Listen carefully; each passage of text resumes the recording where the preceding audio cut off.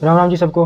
स्वागत है इस वीडियो में। इस वीडियो में हम बात करेंगे आखिर हमारे देश में इतनी स्लम्स क्यों हैं। हमारा देश एक डेवलपिंग कंट्री है जहां आपको ऊंची ऊंची बिल्डिंग्स मिल जाएंगी और उसी के साथ दूसरी साइड में आपको झुग्गी झोंपड़ियां मिल जाएंगी जिनमें हमारे लगभग 6 से 7 करोड़ हिंदुस्तानी भाई बहन रहते हैं।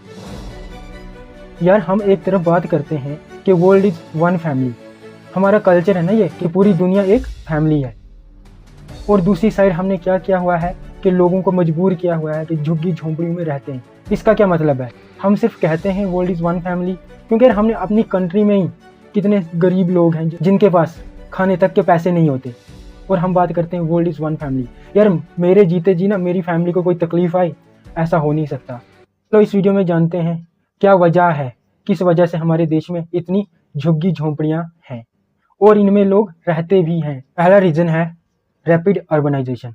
मतलब देखो, अर्बनाइजेशन तो बहुत फास्ट हो रही है ना। अर्बनाइजेशन के लिए हमें लोग चाहिए, स्पेशली चीप लेबर। फिर जो लोग हैं ये क्या काम की तलाश में सिटीज़ की ओर आते हैं। फिर लोग क्या गांव से सिटीज़ की ओर आते हैं ताकि वो कुछ पैसे कमा पाएँ।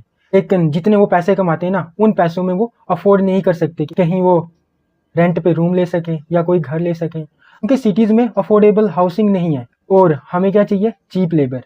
फिर ये लोग मजबूरी में स्लम्स में रहते हैं। इनको स्लम्स बनाने पड़ते हैं क्योंकि दूसरा कोई ऑप्शन है ही नहीं। काम के बाद थक जाता है ना आदमी, ये लोग भी थकते हैं, तो इन्हें कहीं ना कहीं आराम करने के लिए कोई जगह चाहिए जो सस्ती हो, जो टिकाऊ हो। बनाने में कितना खर्चा आता होगा? 1000-1500। तो 1000-1500 में ये 5 से 7 लोग भी रहते हैं, आराम करते हैं, जहाँ इन्हें रेंट देने की भी चिंता नहीं होती। दूसरा रीज़न क्या है? पॉवर्टी। एक गरीब मजदूरी करता है, लेकिन मजदूर को पूछ लेना मजदूरी का मतलब क्या है। वो कहता है ये मैं मजदूरी नहीं कर रहा हूँ, ये मैं मजबूरी कर रहा हूँ। यार एक गरीब आदमी, उसकी इनकम ही इतनी कम होती है, वो एक किराए का घर तक अफोर्ड नहीं कर सकता, तो अपना घर बनाना या खरीदने का तो कोई सवाल ही नहीं पैदा होता। फिर ये मजबूरी में आके ये मजबूर लोग एक झुग्गी झोंपड़ी बना लेंगे, एक झोंपड़ी बना लेंगे अपने लिए। फिर मजबूरी में आके उधर रहना शुरू करते हैं। गरीबी भी बहुत बड़ी वजह है हमारे देश में इतनी स्लम्स क्यों हैं। और जैसे गरीबी की सबसे बड़ी वजह क्या होती है? अनएम्प्लॉयमेंट। और स्लम्स की भी कहीं ना कहीं एक वजह अनएम्प्लॉयमेंट भी है। लोअर मिडिल क्लास के बंदे के पास अगर अपना घर नहीं है ना, तो वो जॉब कर रहा है ना, जॉब करके रेंट दे रहा है।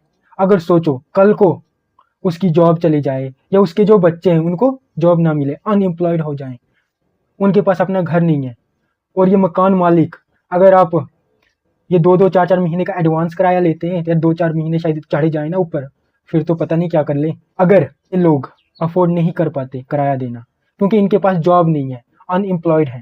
गरीब भी मोस्टली गरीब क्यों है? क्योंकि वो अनएम्प्लॉयड है, उसके पास उतने पैसे नहीं है, या फिर जो उसकी जॉब है बहुत कम पैसे देती है। तो इस वजह से यार वो बंदा घर नहीं अफोर्ड कर पाता, अनएम्प्लॉयड है दूसरा बंदा, तो वो बंदा मजबूरी में आके स्लम बना लेता है। मजबूरी में आके वो स्लम में रहना शुरू करता है। अनएम्प्लॉयमेंट भी बहुत बड़ा रीज़न है स्लम्स की वजह का। चौथी वजह क्या है? Lack of affordable housing policies. ये सरकार हाउसिंग पॉलिसी चलाती हैं, या तो कम पड़ती हैं या उनका इम्प्लीमेंटेशन सही तरीके से नहीं होता, या नहीं तो ये जो स्कीम्स के पैसे होते हैं ये करप्शन के भेंट चढ़ जाते हैं। आखिर क्यों आज तक स्लम्स प्रॉब्लम्स नहीं सॉल्व हुई इंडिया में? 1947 से हम कोशिश कर रहे हैं कि स्लम्स प्रॉब्लम्स खत्म हो इंडिया में, बट आज तक क्यों नहीं खत्म हुई? इसकी एक सबसे बड़ी वजह है करप्शन। जब तक ये करप्ट लोग हमारे सिस्टम में हैं, ये स्लम्स प्रॉब्लम्स तो कभी खत्म नहीं होगी, स्लम्स बनती रहेंगी। जो ये सरकारी स्कीम्स होती है ये एक सही नीडी बंदे तक नहीं पहुंच पाती।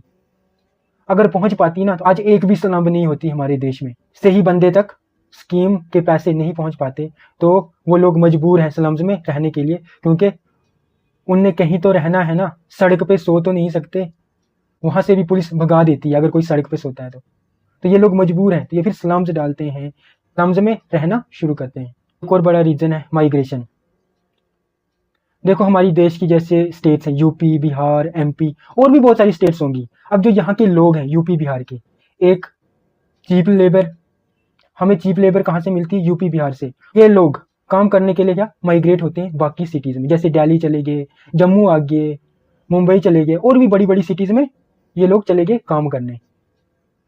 अब सिटीज़ में तो यार मिडिल क्लास को मुश्किल हो जाता है रेंट पे करना, तो गरीब लोग कैसे कर पाएंगे। फिर ये लोग मजबूरी में आके, क्योंकि इनके पास बेसिक फैसिलिटीज़ तक नहीं है, मजबूरी में आके ये लोग स्लम्स में बस जाते हैं। स्लम्स की कुछ वजह नेचुरल डिज़ास्टर और डिस्प्लेसमेंट भी है। बहुत सारे लोग फ्लड्स की वजह से, अर्थक्वेक की वजह से या सूखा पड़ने की वजह से अपनी जगह छोड़ देते हैं, क्योंकि वहाँ रहेंगे तो वो मारे जा सकते हैं, तो वो जगह छोड़ देते हैं। फिर जब वो दूसरी जगह जाते हैं या सिटीज़ में जाते हैं, उनके पास रहने के लिए जगह नहीं होती। फिर मजबूरी में आके ये लोग स्लम्स में रहना शुरू करते हैं। मुझे पता है मैं बहुत सिंपल वे में बात बताता हूँ।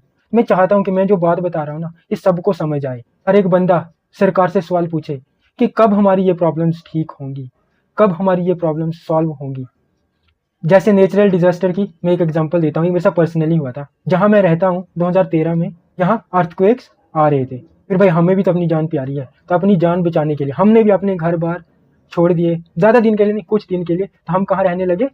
खेत में जाके, मतलब एक प्लान सी खेत में रहने लगे, क्योंकि जहाँ कोई दरख्त ना हो, क्योंकि कुछ गिर के आप पे ना पड़े, इसलिए हम ऐसी जगह रहने लगे। जो अमीर लोग थे उनने तो टेंट खरीद लिए, वो तो महीने महीने भी टेंट में रहे थे। जो लेकिन गरीब लोग थे वो क्या, वैसे ही अपना गुजारा करने लगे खेत में रह के, क्योंकि भाई अपनी जान तो बचानी है। लेकिन स्लम्स में कोई नहीं गया, क्योंकि शायद 10 या 15 दिन बाद सब कुछ ठीक हो गया था। अब जो मैं आपको पॉइंट बताऊंगा ना, बहुत सारे लोग ना मेरी इस बात को मानेंगे नहीं कि भाई ऐसा नहीं हो सकता, लेकिन मेरी नज़रों में ये सबसे बड़ा रीज़न रहा है हमारी हिस्ट्री का, क्यों हमारे देश में इतनी स्लम्स थी या हैं। वो रीज़न है कास्ट सिस्टम, जातिवाद। आप सबको पता है हमारे समाज में कास्ट सिस्टम है, अपर कास्ट लोअर कास्ट। जो अपर कास्ट वाले थे उनको तो सोसाइटीज़ में रहने का हक था, सिटीज़ में रहने का हक था। लेकिन जो लोअर कास्ट वाले थे वो तो उनको टच नहीं कर सकते थे, उनका साया पड़ जाए तो उन लोगों का धर्म भ्रष्ट हो जाता था। जैसे वो लोअर कास्ट वाले इंसान, वो उनको इंसान समझा ही नहीं जाता था। जैसे ये ह्यूमन नहीं, यार जानवर भी अनटचेबल नहीं होता, मेरा तो ये मानना है। लेकिन इन इंसानों के साथ जानवरों से भी बदतर व्यवहार किया जाता था। तो फिर ये लोग क्या मजबूर थे, क्योंकि ये इन लोगों के साथ रह नहीं सकते थे। ये लोग अनपढ़ थे, गरीब थे, यार घर बना नहीं सकते थे, छोटे मोटे काम करते थे अपना पेट पालने के लिए, छोटे से छोटा काम करते थे, गटर साफ करते थे। कभी कभी ना इनकी कमाई क्या होती थी, 2 वक्त का खाना पूरा दिन काम करके, ये इन लोगों की कमाई होती थी। और खाना भी क्या, रूखी सूखी रोटी, हायर कास्ट वालों का बचा हुआ जूठन खाते थे। तो ये लोग मजबूरी में आके इनको आउटकास्ट कर दिया, समाज से बाहर निकाल दिया। तो ये लोग मजबूरी में आके सिटी से बाहर या उस सोसाइटी से बाहर ये स्लम्स में रहना स्टार्ट कर दिया। और स्लम्स में रहने की कितनी सारी प्रॉब्लम्स होती है। हेल्थ अच्छी नहीं है, वहाँ साफ सफाई नहीं होती, क्राइम्स होते हैं, लोग नशे में लगे पड़े हैं, इवन ड्रग्स तक लेते हैं, स्मगलिंग हो रही है, चर्स गांजा खुले आम बिकता है, वहाँ के लोग भिखारी बन रहे हैं। हजारों लाखों प्रॉब्लम्स हैं स्लम्स की वजह से हमारे देश में। दोस्तों मैंने तो ये कुछ वजहें बताई क्यों हमारे देश में स्लम्स हैं, और भी बहुत सारी वजहें होंगी। अगर आप कुछ वजहों को जानते हो ना, तो मैं रिक्वेस्ट करता हूँ आपको, इस वीडियो को लाइक कीजिए, और जो वजह आप जानते हो ना कमेंट कीजिए। क्या वजह है आखिर हमारे देश में इतनी स्लम्स क्यों है, क्या वजह है आखिर हम इस प्रॉब्लम्स को आज तक सॉल्व क्यों नहीं कर पाए। ठीक है, हमने वजह जानी, प्रॉब्लम जानी। क्या स्लम्स खत्म नहीं हो सकती हमारे देश से? बिल्कुल हो सकती। जैसे मैं बोलता हूँ, इस दुनिया में कोई ऐसी प्रॉब्लम नहीं है जिसका सोल्यूशन नहीं है। चलो डिस्कस करते हैं आखिर इस प्रॉब्लम का सोल्यूशन क्या है, हम किस तरह से स्लम्स को खत्म कर सकते हैं। पहला सोल्यूशन क्या है? Government housing development. अब क्या गवर्नमेंट की ना कुछ स्कीम्स हैं कि जैसे एक गरीब आदमी अफोर्डेबली, या गवर्नमेंट थोड़ी हेल्प करती है, उसे पैसे देती है कि तू अपना घर बनाए। जैसे एक स्कीम है प्रधानमंत्री आवास योजना। हमें क्या करना चाहिए, थोड़ा स्पीड अप करना चाहिए और प्रॉपर इम्प्लीमेंट किया जाए इस स्कीम को, तब जाके ये स्लम्स की प्रॉब्लम खत्म हो सकती है। और देखा जाए, मॉनिटर किया जाए, जिस आदमी को इस स्कीम के पैसे मिल रहे हैं कहीं उसके पास ऑलरेडी घर तो नहीं है। अगर उसके पास ऑलरेडी है तो किसी नीडी बंदे को, ज़रूरतमंद को ये पैसे दिए जाएं। पब्लिक प्राइवेट पार्टनरशिप, सरकार को क्या प्राइवेट डेवलपर्स के साथ मिलकर अफोर्डेबल घर बनाने चाहिए। जैसे मैं एक एग्जांपल देता हूँ, अब स्लम्स है, मतलब जगह है इन लोगों के पास, उधर स्लम्स एरिया में जाके सरकार को क्या करना चाहिए, यार बड़ी बड़ी ऊंची ऊंची बिल्डिंग्स बनानी चाहिए कि हर बंदे को, हर फैमिली को घर मिले उस बिल्डिंग में। और जो लैंड बच गई वो सरकार और प्राइवेट पार्टनर्स मिलकर कोई फैक्ट्री खोल दो, कोई इंडस्ट्री खोल दो, जिससे इन लोगों को काम भी मिले, घर भी मिले, और फिर मजे ही मजे। क्यों? क्योंकि यार आपको अच्छा लगता है अगर कोई बोले कि हिंदुस्तान में दुनिया की बहुत बड़ी स्लम है, तीसरे चौथे नंबर पे है ना हमारी धारावी। अब सरकार ये काम करे, not only in documents, ground level पे काम हो, तब जाके कुछ फायदा है। बेसिक इंफ्रास्ट्रक्चर इंप्रूवमेंट, जैसे क्लीन वाटर एंड सैनिटेशन सरकार इंश्योर करे। बेशक ये लोग अभी स्लम्स में रह रहे हैं, लेकिन इनको आप क्लीन वाटर दो, इनके ही किसी बंदे को वहाँ पे मुलाजिम लगा लो कि जो स्लम्स के आसपास साफ सफाई करे। इतना तो समझा लो ना, चलो स्लम्स है लेकिन साफ सफाई रखो, प्रॉपर सीवेज सिस्टम हो उधर। कुछ ऐसे काम किए जाएं जब तक हम इन लोगों के लिए घर का इंतजाम नहीं कर लेते। इनको बेसिक फैसिलिटीज तो मिलनी चाहिए, इलेक्ट्रिसिटी मिले इन लोगों को, स्लम्स एरिया में एक कोई वेस्ट मैनेजमेंट सिस्टम अच्छा हो, इन लोगों का कचरा कलेक्ट किया जाए, साथ में ही डिस्पोजल सिस्टम भी इंश्योर करना चाहिए। देखो मैं क्यों बोल रहा हूँ कि वहाँ पे गंदगी ना हो, पानी बिजली राशन इन लोगों को मिले, मतलब साफ चीज़ें मिले जिनसे ये कम बीमार हों, और साथ साथ में इनको हेल्थ केयर फैसिलिटी भी मिले।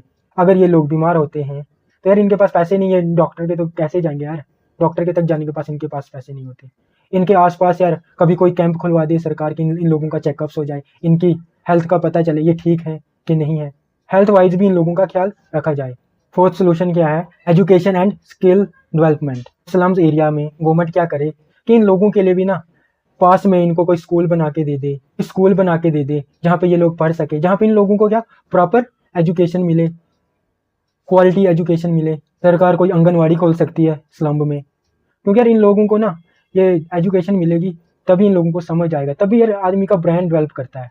साथ में हम वहाँ के यूथ्स को वोकेशनल ट्रेनिंग्स दें, जहाँ इन यूथ को कोई स्किल्स सिखाया जाए जिनसे इन लोगों की हेल्प हो, स्किल के बाद ये लोग कोई काम कर पाए और कुछ पैसे कमा पाएँ। स्किल बेस्ड ट्रेनिंग प्रोग्राम चलाए जाएँ और लोगों को ना जॉब्स मिलने में आसानी हो सकती है अगर एक आदमी स्किलफुल है तो। और अवेयरनेस कैंपेन्स, एजुकेशन और सैनिटेशन की अवेयरनेस के लिए इन लोगों को समझाया जाए कि एजुकेशन और सैनिटेशन कितनी ज़रूरी है एक ह्यूमन लाइफ के लिए, इंसानों के लिए। भाई देखो मैं जब अवेयर करता हूँ ना किसी को, मैं जाता हूँ कभी कभी स्लम्स एरिया में, तो मैं पता किस तरह समझाता हूँ कि आपको ये यहाँ पे साफ़ सुथरा जगह क्यों रखनी चाहिए। तो भाई मैं थोड़ा एक्सट्रीम लेवल पे जाके समझाता हूँ।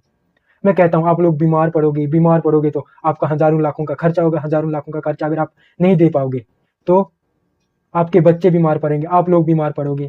अगर आप लोगों को कुछ हो गया फिर आपके बच्चों का कौन ध्यान रखेगा। शायद इस तरह से ये लोग बात को सीरियस लेते हैं, सैनिटेशन को सीरियस लेते हैं, एजुकेशन को सीरियस लेते हैं। एम्प्लॉयमेंट अपॉर्चुनिटीज़, जॉब क्रिएशन, सरकार को इस चीज़ पे काम करना ही होगा, इसके अलावा दूसरा कोई ऑप्शन नहीं है। आप मिडिल क्लास पे टैक्स मत लगाइए, लेकिन आप जो अमीर लोग हैं ना इन पे टैक्स लगाइए, क्योंकि आपके पास पैसा कैसे आएगा जब अगर आप टैक्स नहीं लगाओगे। ये गरीबी खत्म करोगे ना आप लोग। हमारे देश में अमीर बहुत ज़्यादा और भी अमीर हो रहा है और गरीब और भी गरीब हो रहा है। रूरल एरिया की माइग्रेशन रोकने के लिए हमें रूरल एरियाज में जॉब्स क्रिएट करनी होगी। उनको या तो एग्रीकल्चर फील्ड में इतनी एजुकेशन दे दो कि वहाँ से ही वो अपना अच्छा खासा खर्चा चला पाएँ, या कोई इंडस्ट्री ओपन करने में हेल्प कीजिए, या इन लोगों की हेल्प की जाए फार्म्स में, वो बहुत सारी फार्म्स होती हैं, ये लोग वहाँ से पैसे कमा पाएँ। या मुझे नहीं पता, और भी बहुत सारे ऑप्शंस होंगे। सरकार स्टडी करे ना कि किस तरह से आप लोग अनएम्प्लॉयमेंट खत्म कर सकते हो। माइग्रेशन नहीं होगी, स्लम्स नहीं बनेगी, और जो लोग स्लम्स हैं इनके लिए भी जॉब क्रिएट की जाए, तब जाके ही हमारे देश में स्लम्स खत्म हो सकती है। इसके अलावा दूसरा कोई चारा ही नहीं है। गरीबी खत्म करनी होगी हमारे देश में अगर हमें स्लम्स खत्म करनी है तो। माइक्रो फाइनेंस स्कीम्स, गरीब लोगों को भी लोन दीजिए, ज़्यादा लोन नहीं मांगते गरीब लोग, छोटा मोटा लोन दीजिए, बहुत कम इंटरेस्ट पे दीजिए, अगर हो सके तो कोई इंटरेस्ट मत लीजिए। ये लोग अपना कोई स्मॉल बिजनेस स्टार्ट करें, इनको इस चीज़ की भी आपको एजुकेशन देनी पड़ेगी कि स्मॉल बिजनेसेस कैसे रन करते हैं, इस तरह से चलते हैं। फाइनेंस कीजिए इनकी दुकानों को, ये कोई छोटी मोटी दुकान खोल पाए, कोई रेडी खोल पाए। नहीं एक गरीब के पास पैसे रेडी तक खोलने के, इनको पता ही नहीं कि रेडी भी कैसे खोलती है। अगर कोई बंदा रेडी देगा ना खोल के, तब जाके ये बैठते हैं। इनको लगता है कि सड़क पे रेडी खोलने के बाद पता नहीं कौन सी परमिशन बनवानी पड़ती है, और भी पता नहीं कितना बड़ा धंधा होगा, तो वो इन सब चीज़ों से बचने के लिए नहीं करना चाहते। वो किसी के पास 5-10 हज़ार के लिए काम कर लेते हैं, लेकिन अपना काम नहीं खोलना चाहते, क्योंकि इन लोगों के पास एजुकेशन ही नहीं है। दोस्तों और भी बहुत सारे सोल्यूशंस हैं, अगर आपको पता है ना कुछ सोल्यूशंस, आप कमेंट करके बताइए। इस वीडियो को ना शेयर कीजिए। अगर आपको मेरा काम पसंद आ रहा है तो प्लीज़ सब्सक्राइब कीजिए, इससे मेरी बहुत हेल्प होगी अगर आप सब्सक्राइब करोगे। बस इस वीडियो में इतना ही, ध्यान रखिए, अपने देश के लिए कंट्रीब्यूट करते रहिए। जय हिंद, वंदे मातरम।